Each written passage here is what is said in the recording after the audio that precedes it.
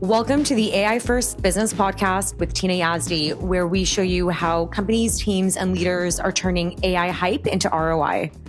Hi, Ben. Hello, Tina. Welcome to the dark room.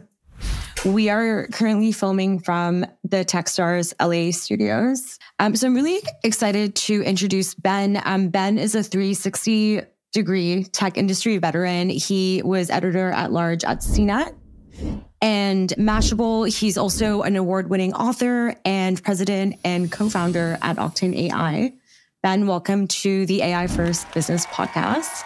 Hello, I'm glad to be in the dark room here. It's good to see you in person after, I think the last time I saw you was the gold rush of 1842 in San Francisco.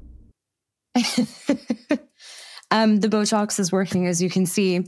Quick intro on Octane AI, where you are the president and co-founder, and you'd actually just launched it in 2016, which was almost 100 years after I originally met you. Mm-hmm. Can you tell us a little bit more about what is Octane AI? I have a lot of questions after it's introduced, so I think it's good to set a foundation. So, as you alluded, I have been on the media side for a long time, but interestingly, I've been in AI for nearly a decade now.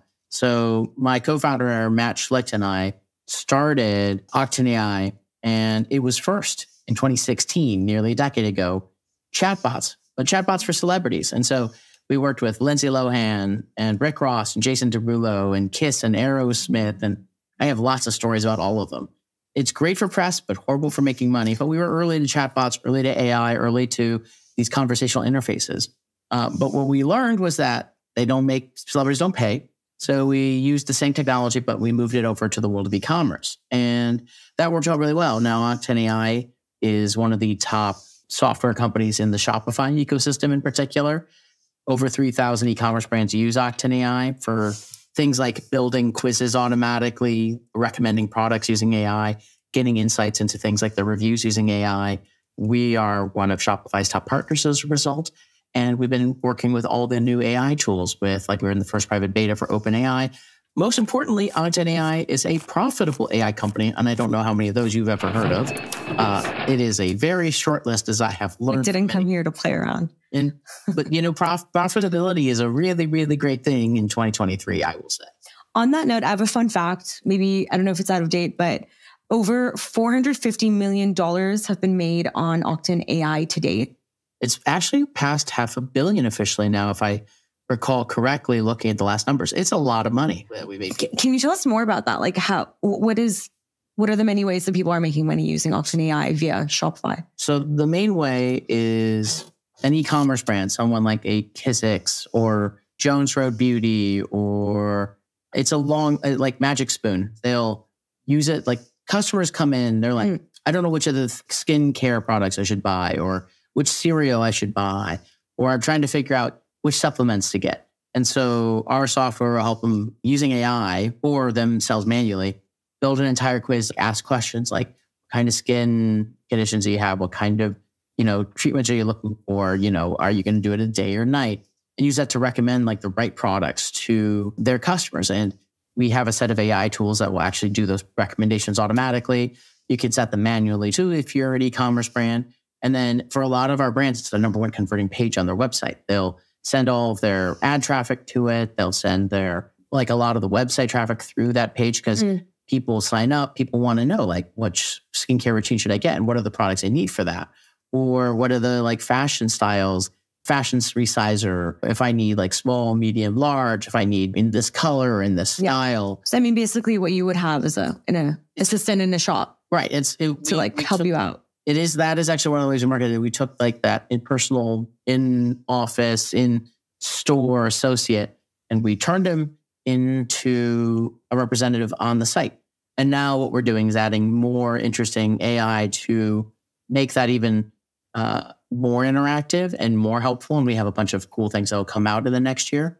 And so we have a bunch of that. And it's been a fun year, as you can imagine, this year being... I feel like you're in your life as a... long-time AI, yes. Yeah.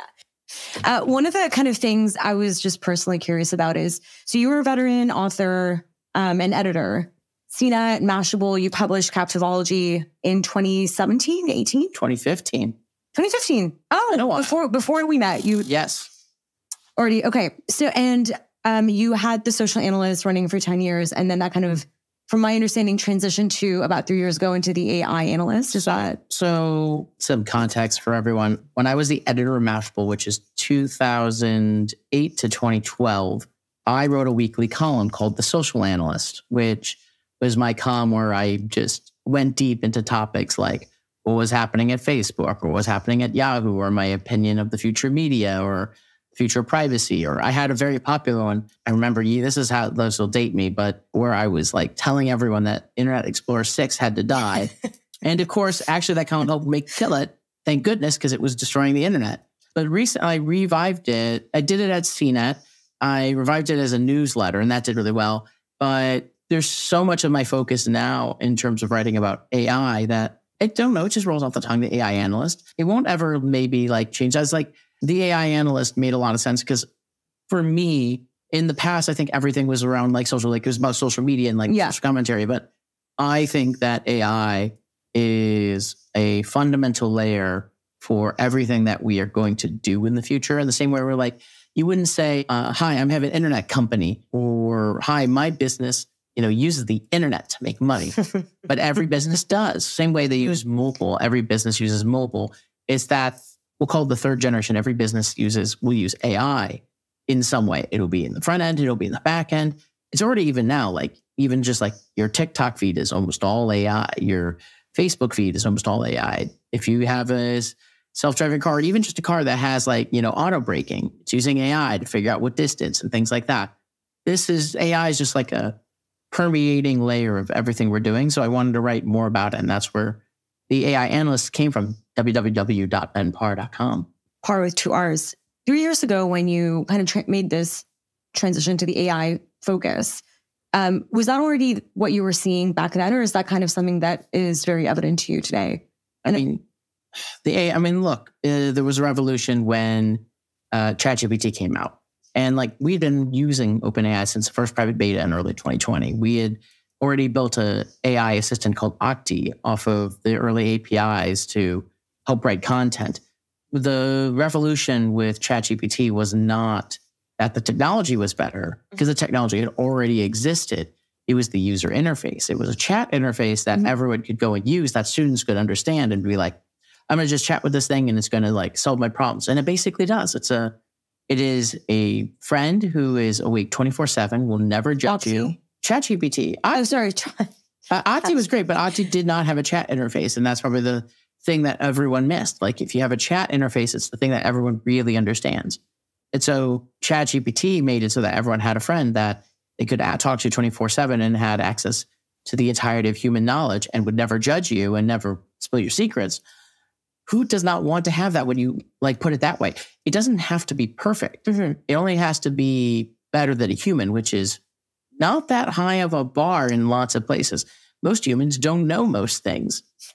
ChatGPT does a pretty good job. And if it gets it wrong once in a while, that's what double checking is. Same way where you would double check a friend who told you something, or you should double check just for yourself. Yeah. Going back to the concept of this permeating background noise in our daily lives, the same as like the internet and the mobile. It's like you don't need to mention these platforms anymore. They're just like woven into everyday life. Have you noticed that the conversations in relation to AI have the same texture as when there was like a mobile transition like 10, 15 years ago? Or do you think there's something about the way that we talk about AI today that's distinctly different and is an acknowledging that in many ways, maybe it's like a parallel, like not workflow, but like cycle that we're going through that we've already been through several times with these other technologies? Yes. No. Compare and contrasting time. Three things the same, three things. It's in 15 paragraph form. You've got 30 seconds. That's what ChatGPT. Intro, body. I'm going to just ask ChatGPT for the answer. When I talk to VCs about this, like it is a lot of comparison to the early mobile days or the early internet days. Do you make days. those comparisons? I do. I make comparisons comparisons too, for sure. Because are you framing things for them? There's a lot of belief among Silicon Valley in terms of the power of AI. It's fundamentally different than, say, and I'm going to pick on crypto for a couple of minutes here. No, but that's also been a comparison point. Like, is it similar to a mobile revolution or like kind of like another blockchain? Mobile, not crypto. Mobile, not crypto. Mobile, not crypto. So like with crypto, with crypto, it's all good. Yeah. With crypto, the problem was, one of the many problems was user interface. Mm-hmm. And so having the user interface, like it's impossible for the average person or a grandma for that matter, use this technology for anything useful to like tell a grandma how to figure out how to like set up a Bitcoin wallet or an Ethereum wallet or whatever kind of wallet exists today. But like any grandmother can understand how to chat with the chat GPT. It's like super straightforward and super simple. And so the end result is like, they're just fundamentally different. Like crypto also just attracts people who are into money because it is about money, which attracts the kind of person you don't necessarily, it's not always about building. AI attracts developers. And I always find like, mobile attracted developers who wanted to build on top of the iPhone platform. So we're seeing a plethora of interesting, useful applications. And all these applications are useful because they're so easy to use and for people to understand. Now you're seeing like, how do I use this for legal? How do I use this for real estate? How do I use this for my industry? There's almost no industry where it can't be helpful. If there's an industry where there's something repetitive or something that has a lot of data, then AI can be supremely useful. Not just generative AI, the stuff that we're talking about with ChatGPT, but AI as a whole. And guess what? Every industry has lots of data and has lots of repetition and can be solved with AI. You say that there is a lot of belief in Silicon Valley and you're out there, even though you live in LA twice a week, at least it sounds like you're in SF. We discussed how your natural habitat is 5,000 feet in the air, but also kind of like that you live in LA and you have access to other communities. How widespread do you think that belief is? Do you think it's just what we're seeing is the early adopters are seeing the bigger picture and everyone else will inevitably get there as well? Or do you think there's a chance that there'll be kind of like two camps that are very polarized about their opinion and how they talk about AI? Also, I mean, like I live and work in Amsterdam, and the conversation and the texture of the conversation in the EU is very different than what I've observed here in America as well. Like, what do you think about that? Because I honestly think most of the US is more uniform on the discussion. There's definitely people who are real critics. How would you describe like the texture? Here's how I describe the texture. So whenever you want to understand what if something is a real trend, you go to students and you see what they're doing. That's how you do it. So like, you could tell TikTok was students, like university students. University and high school. And high school, okay. Even middle school. And you go and see what their behavior is. So like you could have early been able to tell that TikTok was going to be a long-term user behavior. You were going to be able to easily tell that mobile was going to be a long-term behavior. And that crypto was not, because they're not adopting crypto in high numbers. But I went and I did a speech at my alma mater, Northwestern, and I asked the students, like, raise your hand if you use ChatGPT on a daily basis. And all but one raised their hands. All but one, which means that, and I've heard this from multiple, like countless students, they're using it every day because it's supremely useful. And not just to like write an essay, but to get opinions, to figure out how to solve a math problem, to analyze a large block of text, to do these different things. The end result being they're forming a habit that will be that's already being brought into the workplace. And as they come into the workplace, they'll be using it and they're going to have an advantage over their older colleagues and peers who may not be using AI. So I don't even among teachers and others, I don't meet many people who are like, AI is going to be a complete fad. There's a few, but it's a very small minority. There's a larger group that's like, AI could be very dangerous, which I think could be true, which is where the regulation discussion happens in the EU. The EU is already working on an AI EU Act, which was written before ChatGPT came out. And so it has many potential flaws. But the US in general, and I think this is across, is like, how do we leverage this for greater productivity, to make our lives better, and then like, there's a secondary of like, how do we make sure that like, it's used for positive means? And, there's a university like Stanford who are at the forefront of this. And I've had dinners with them to talk about this. There was one column in the AI Analyst on bedpar.com where I have like overview kind of what an AI code of ethics would look like. But there's not the same consternation. A lot of it is just like, this stuff is moving. Most of the major AI companies are based here in the US. They're based especially in SF. I think there's a reason for that. Yeah.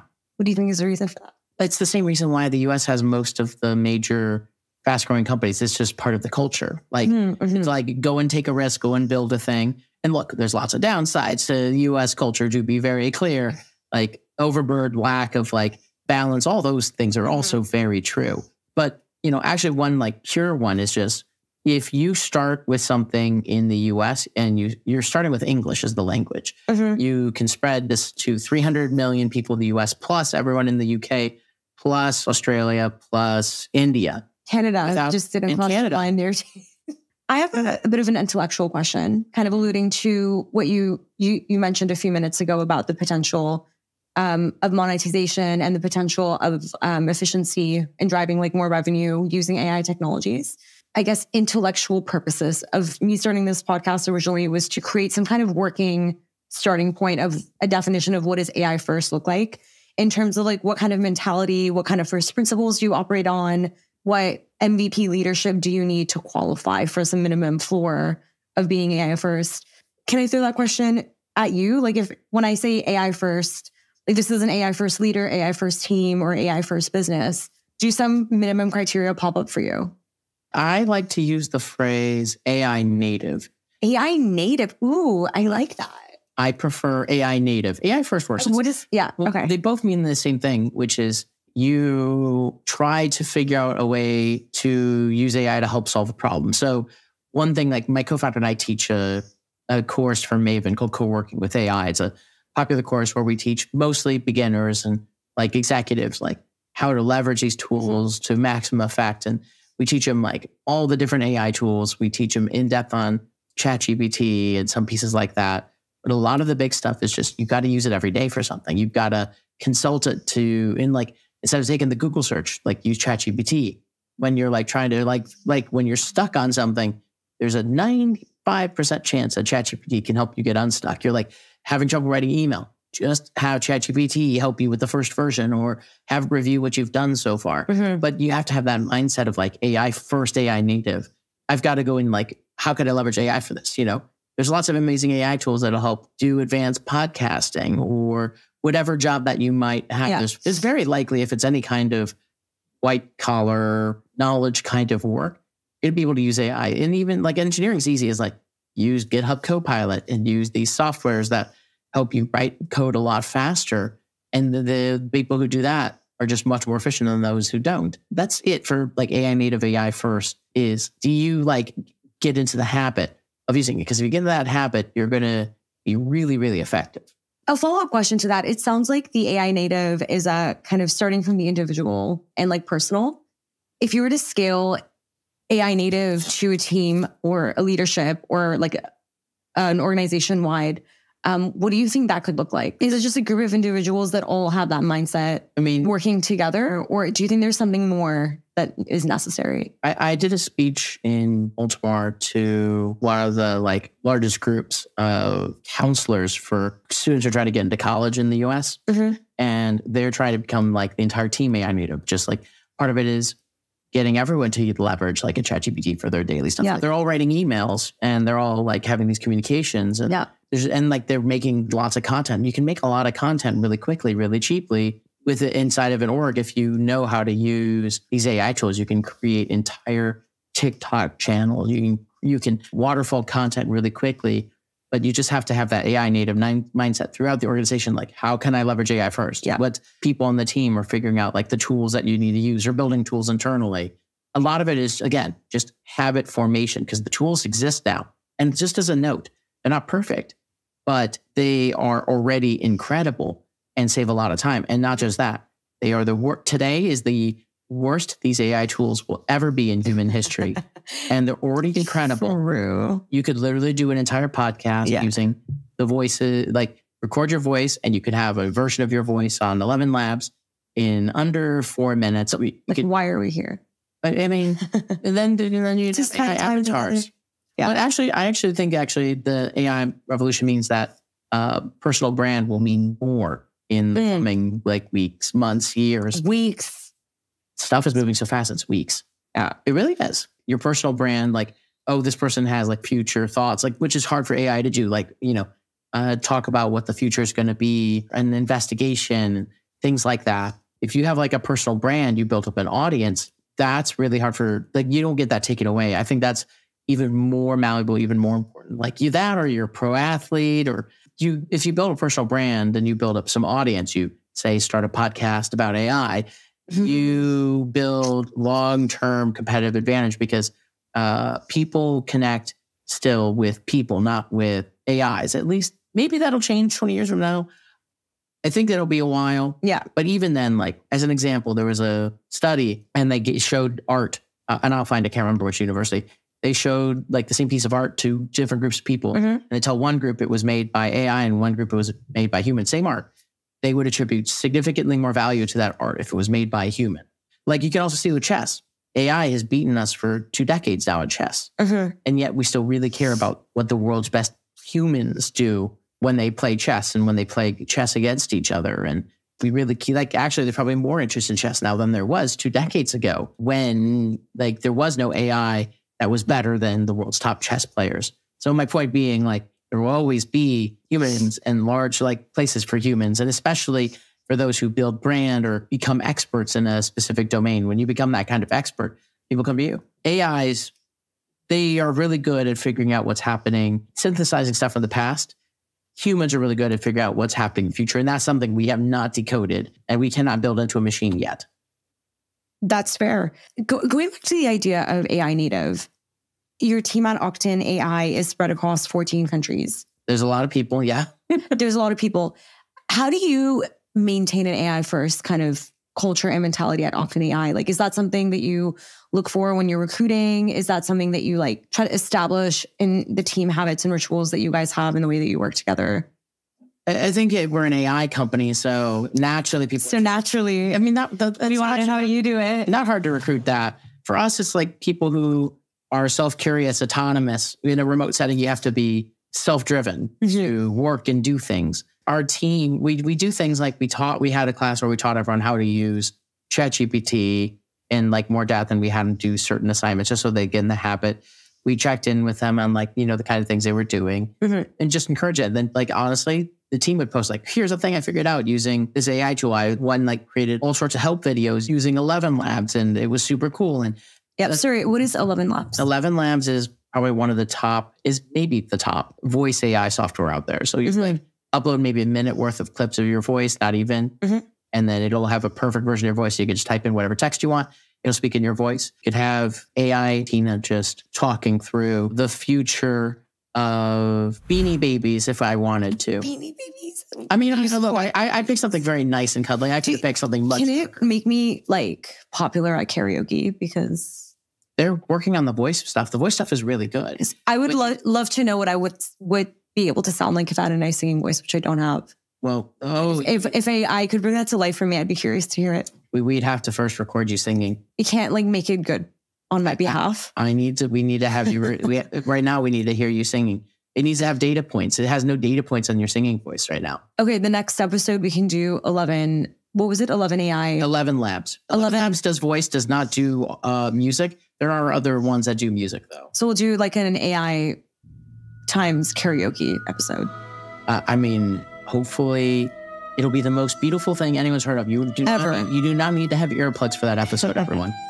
And just kind of like leading on the question of establishing AI native habits or practices or behavior at Octane AI, do you have any advice or thoughts for maybe leaders at other companies, whether they're building an AI solution to help, like they have an AI solution that they're selling to other companies, or they want to establish AI technologies into their existing infrastructure? Do you have any advice on maybe mentalities, training, leadership iterations they should be thinking about? I mean, I think we've covered the number one biggest one, which I will repeat to constantly, which is just use it every day and tell like the team to use it every day. You know, you can like teach an internal course, you can do things like that. It's just, but it's the habit. Like you got to get people into the habit of like, I can use AI to solve this problem. Right. I can use AI to solve this email. And even I like forget sometimes.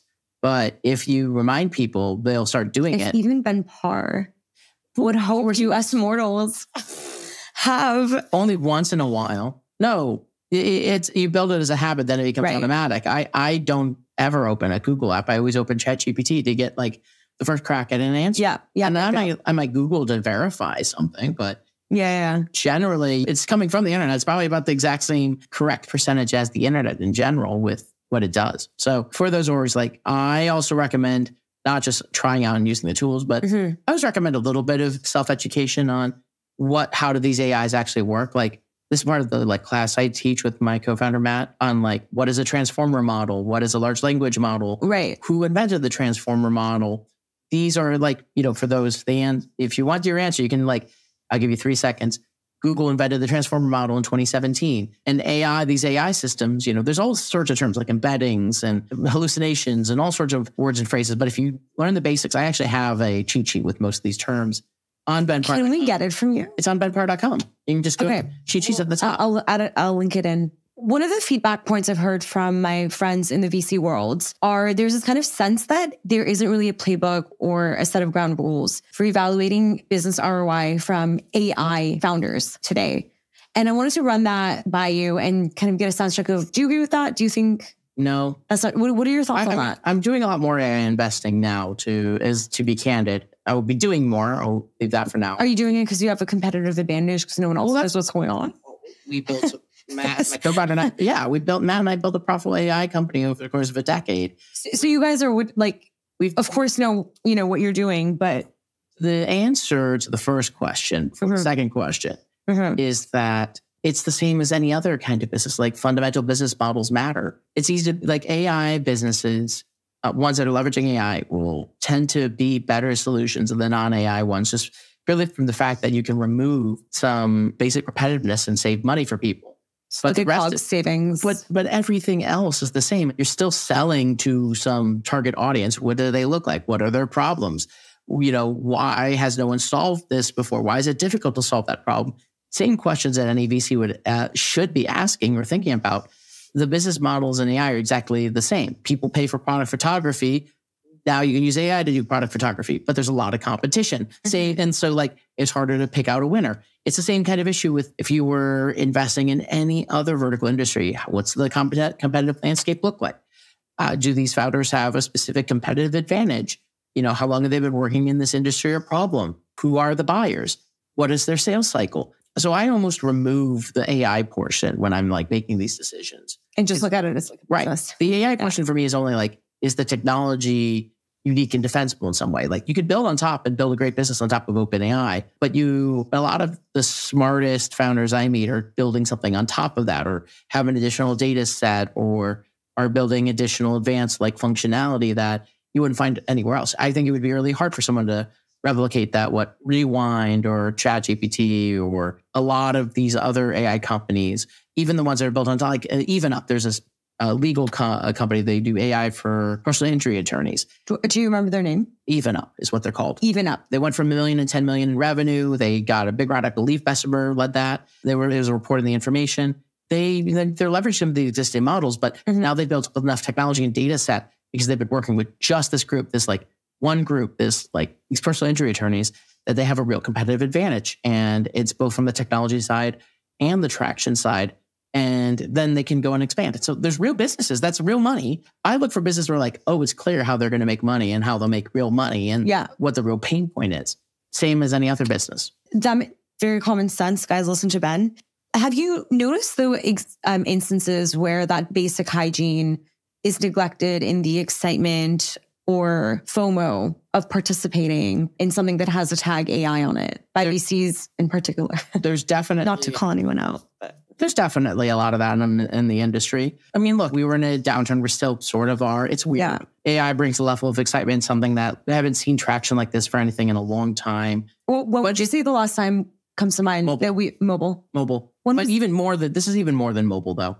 Mobile, so to be clear. Really? This is more than... That's a hot take. No, it's not. Mobile did make a paradigm, we'll call it a paradigm shift. I hate using the word, but I will use it. In terms we all have a device in our pockets where we track and do different apps. Yeah. It started out with a bunch of fart apps. I don't know if anyone ever downloaded a fart app. They were popular. People made money. There was God, what a missed opportunity. Flappy Bird. That was fun. But also Snapchat, TikTok, Airbnb. Don't forget Vine. Vine. Is Vine not relevant? Oh, maybe Elon will eventually restart Vine. Do you really want Elon run Vine? This is off topic on the podcast, so I can't. See, for me, I don't. So, but there are all these businesses, these mobile businesses built on top of, like, as a result, like, you didn't think of Airbnb's mobile business, but they would not exist without the smartphone. Yeah. Now there's a set of business that won't exist without AI. First, you got to get the foreign apps of AI out of the way. These apps that don't have large, long-term business models or just kind of like flash in the pan. But there are real businesses being built for lots of verticals and industries. Every industry is going to be leveraging AI in some way, both front end in terms of like the way you interact with them and in the back end process data. So the reason I got my phone is that on that note, 2 weeks ago, I was at World Summit AI, which was out of Amsterdam where I live. And going back to, like, you know, being the lazy employee, I took the entire agenda, all the talks, all the companies that were represented, and ran them through ChatGPT in an attempt to get some definitive analysis on the top trending topics. And I have a list of them here. Can I read them to you and get your thoughts on what you think, what you're most excited about? Rapid fire time, let's do it. Okay, so here are the top themes in terms of AI X something else at World Summit AI 2023. AI social impact. Good eye, by the way. AI governance and ethics, and the intersection of governance and ethics. What I mean by that is it's a key enterprise selling point for things like Watson X, Salesforce's Einstein, things like that. I meant it as more as a productized thing for AI to be successful. AI and sustainability / climate tech, and then AI finance, AI healthcare, AI education, and AI government. Trust and safety comes up at everything, even in the US. But the general consensus across all this is like the regulations cannot keep up with the pace of innovation. And the other reality is that if you try to slow it down, other countries will catch up, which certain countries you don't want them to catch up in the same way, which is like one of the biggest battles right now is over chips. You know, the NVIDIA chips that power a lot of the AI models, and most of them are in the US and made by like the processor made by TSMC. In fact, one topic in TED AI, where it was last week, was that there was a lot of consternation around it's a single point of failure for AI, where if most of the semiconductors are made in one place, in one building, in one country, and that country, you know, and it's sensitive. It's a very politically sensitive place. Situation. Yeah. And so if it stopped, then we would have like basically a whole pause on AI for 3 years in terms of acceleration. This is giving the burning down of Alexandria Library. You know what? Potential. But the flip side is like there's lots of countries and lots of places where they're trying to like build up new generations of chips and things like that. So like there's new semiconductors. And the ability to make more chips, that's like increasing at an exponential rate. That's why NVIDIA has done so well this year. So the biggest risk I'm hearing from you is that we don't progress or we fall behind. It's potential left on the table. Both. We fall behind is one. Yeah. You go too fast and you hit something you don't understand is something that people fear. I fear that less personally. And I don't fear this idea of AGI, which is an artificial general intelligence that has the same intelligence as a human, but has the power of AI, which means it could do more and could be superhuman or could decide that it doesn't need humans. That's like the far end Terminator style fear. I don't have that same fear in part because we don't even understand how the human mind works. How are we going to engineer computers to have consciousness in the same way humans do? Because we don't even have a clue how consciousness works. And so we're far off, in my opinion, from having an AI system that is like thinking and feeling. And this is also where, like, if you understand like how embeddings work and how like the large language models are just very smart predictive models. They're not even smart. They just predict the next most likely word in a sea of words and phrases. And they're great at that. And it makes it feel and sound human, but they're not thinking. And so we're far from that. Where exactly when, I don't know. You know, someone maybe will figure out there's like a cool little thing to figure out consciousness in the brain, in which case we'll have a whole different podcast to talk about breaking news where you figured out consciousness and it lives in a little cloud and it's in the right, left center of your brain. Or anyway, my whole point being the risk I think right now is probably more falling behind. The US is clearly in the lead and a half. Most of these key companies are US based and most of the chips are there. other countries are like, it'll be a race. They're trying to accumulate chips and trying to build their own models, because OpenAI, the big leader, is a US company. You want to try to disentangle geopolitics from technology, but you can't anymore. I mean, when you say you want, can anyone, the personal is political, right? The personal is political. I'm not going to go down the. No, I will leave it at this. We'll leave it at I'll leave it at this, which is, I firmly believe that technological progress does, over the long run, help humanity. Like, we are not, we now have the ability to stay comfortable indoors at any temperature. We have the ability to create energy from the sun. We have the ability to go to any other part of the world really quickly. We have the lowest mortality rates worldwide that we've ever seen. We still have work to do, tons of work. Yeah. But this is what technology, and including AI, being able to solve, cure cancer. I saw one like at TED AI, like really individually understand like what individual cells are doing, find cells that are going to be cancerous before they become cancerous, find new drugs. This is all the stuff, the promise of AI. And so this is where, like, I don't want to slow down on those things, because this will literally save lives. But flip side, like, we have seen negative consequences from technology in terms of misinformation and other things. And so this is polarization. Right. This is where caution or analysis is warranted. This is why we need the EU, right? It is actually the EU perspective. It is actually interesting because, like, for the US now, this sounds silly, but now iPhones use USB-C. And they didn't before. They had their own proprietary, which didn't make sense. Now, like, you can use any USB-C, and that's because of the EU. So the EU is here. Thank you, EU. Making things make sense for everyone else. I'm not even your fan. Who knew that compromise and going back and forth could lead to good outcomes? It's never my way or the highway. AI or the I way. I'm making up songs now. A or the I way. AI or the I way. Do you have any final thoughts? A couple of kind of highlights I want to bubble back up is some of the thoughts that you had, which is the importance of personal brand in a world where AI does a lot of heavy lifting on things that otherwise you were relying on to, I guess, build your career on the back of. The importance of kind of at a personal and individual level, having the automated behaviors to use AI to support the work that you do and help you be more of you. Like, those are kind of like two pieces of advice I think that could be very actionable for a lot of people. Do you have any other parting thoughts before we end for today? I mean, I think I keep on repeating, it's just use it every day, stay curious, keep on top of what new trends are happening, and play. Is there a newsletter that you could recommend to help people stay on top? Yeah, there is. There's one called the AI Analyst at Parr with 2Rs.com, BENPARR.com.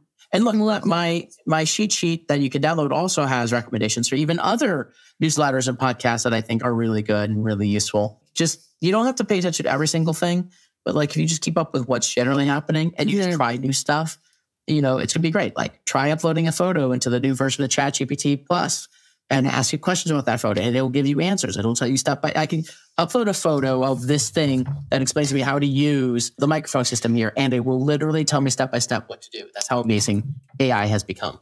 What have you used it to fix in your life? I'm in the very beginning of figuring out the figuring out. Like, I had to yet to get into habit. I'm not in the habit of sending photos to ChatGPT yet.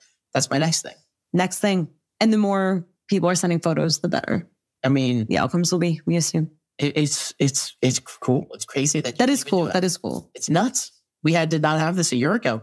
You have the ability to just get answers to any question by just sending a photo, but now you do. Ben, thank you so much for joining and taking the time. In person. And bearing with me while I figured this out partially successfully. We'll find out. It'll be fantastic. Thanks for listening. If you've gained value from this episode, please drop us a 5-star rating on Spotify or a like on YouTube. See you for the next one.